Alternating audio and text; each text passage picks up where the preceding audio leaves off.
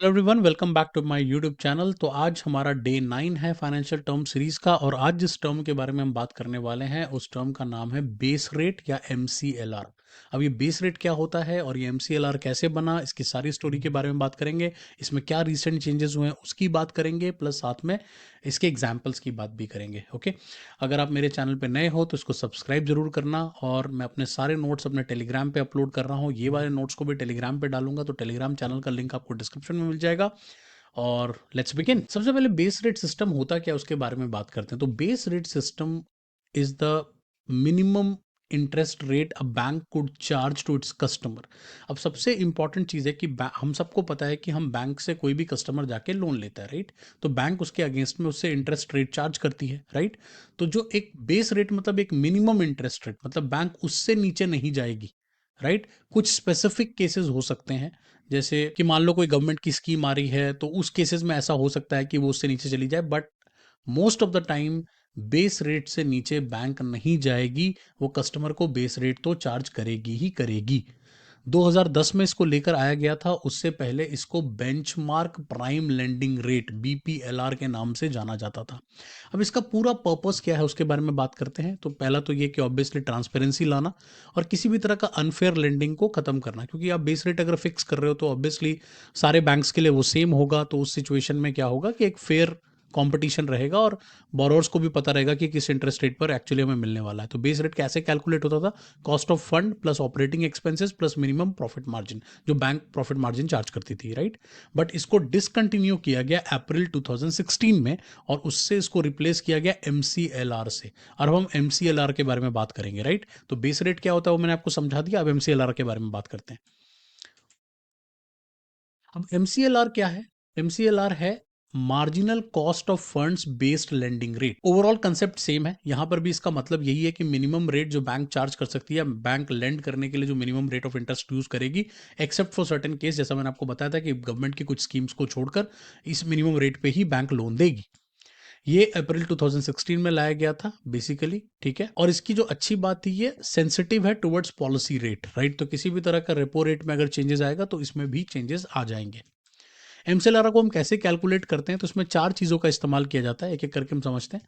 सबसे पहली चीज़ है marginal cost of funds, mostly interest of the recent deposits. तो जितना भी कॉस्ट ऑफ फंड जो बन रहा है वो पहले हमारा पहला कंपोनेंट हो गया। दूसरा हो गया operating cost of the bank, bank को डे टू डे एक्सपेंस में जो बैंक का कॉस्ट आ रहा है उसको उसको बीच में कंसिडर करते हैं।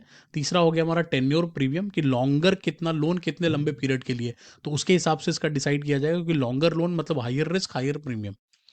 इसके अलावा निगेटिव कैरी ऑन CRR, तो cost of keeping cash RBI जो हमारे पास CRR डिसाइड होता है उसके हिसाब से इसको कैलकुलेट किया। तो ये चार मेन कंपोनेंट्स हैं जिसके बेस पे MCLR को कैलकुलेट किया जाता है।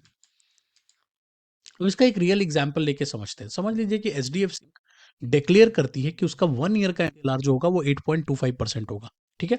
अब कोई भी कस्टमर है वो अपना होम लोन लेने जाता है, मान लो वो कहता है मुझे 50 लाख रुपए का लोन चाहिए, ठीक है। तो बैंक कहती है कि हम आपको लोन तो देंगे, बट हम MCLR प्लस 0.5% स्प्रेड मतलब एक तरह का प्रॉफिट मार्जिन। तो वो कहते हैं MCLR जो वो बेस रेट मतलब 8.25 जो कि RBI ने डिसाइड किया है, प्लस जो हमारा 0.50 है मतलब वो हमारा प्रॉफिट मार्जिन है, दैट इज। तो टोटल आपको इंटरेस्ट रेट कितना मिलेगा? 8.75%, ठीक है। अब आरबीआई क्या एक्शन इसमें ले सकती है? Now assume RBI reduces the repo rate. अब मान लो कि आरबीआई ने रेपो रेट को कम कर दिया, 0.50 कर दिया, तो उससे क्या होगा कि एचडीएफसी का भी जो MCLR रेट है 8.25 से घट के 7.75 हो जाएगा, और वो आपके नेक्स्ट रीसेट डेट पे जब भी रिन्यू होने का टाइम होगा तो तब से इंप्लीमेंट हो जाएगा। न्यू रेट क्या होगा आपका? तो न्यू इंटरेस्ट रेट हो जाएगा 7.75 प्लस 0.50, तो आपका नया इंटरेस्ट रेट बनेगा 8.25। इस तरह से रेपो रेट के कट होने से आपको भी फायदा होता है, एक आम ग्राहक को भी फायदा होता है। अब दोनों का एक कंपैरिजन ले लें, तो जैसा मैंने आपको बताया था बेस रेट 2010 में आया था, MCLR 2016 में आया था। ये एवरेज कॉस्ट ऑफ फंड्स के ऊपर डिपेंडेंट है, जबकि इसका जो डिपेंडेंसी मार्जिनल कॉस्ट पे है। सेंसिटिव जो है वो रेपो रेट को लेकर बेस रेट को बिल्कुल उतना ज़्यादा सेंसिटिव नहीं था, लेकिन MCLR काफ़ी सेंसिटिव है। लोन रीसेट नॉट एप्लीकेबल, यहाँ पर पीरियोडिक रीसेट्स होते हैं, एनुअली रीसेट्स होते हैं। और करंट यूज की बात करें तो लीगेसी लोन्स जो पहले से चल रहे हैं उस पर चलेंगे, लेकिन पोस्ट 2016 MCLR का ही इस्तेमाल किया जाता है। अब MCLR को किसने रिप्लेस किया उसके बारे में बात करते हैं। तो अक्टूबर 2019 में RBI ने एक्सटर्नल बेंचमार्क लेंडिंग रेट मतलब EPLR को लेकर आए, जो अब यूज होता है होम लोन्स वगैरह में इसको, और ये डायरेक्टली रेपो रेट से जुड़ा हुआ है, ट्रेजरी बिल रेट से जुड़ा हुआ है और अदर बेंचमार्क से भी जुड़ा हुआ है। तो अगर आप चाहते हो मैं अलग से आपको एक्सप्लेन कर दूं एक्सटर्नल बेंचमार्क लेंडिंग रेट क्या होता है, तो आप कमेंट में जरूर लिखना। और अगर आपको होपफुली आपको ये वीडियो अच्छी लगी हो, आपको समझ में आया हो कि बेस रेट क्या होता है, MCLR क्या होता है, इसकी पूरी हिस्ट्री क्या है, रियल लाइफ टाइम में कैसे इसका इस्तेमाल होता है, एक आम आदमी को कैसे इससे इम्पैक्ट पड़ता है। Thank you so much for watching. अगले वीडियो में फिर मुलाकात होगी।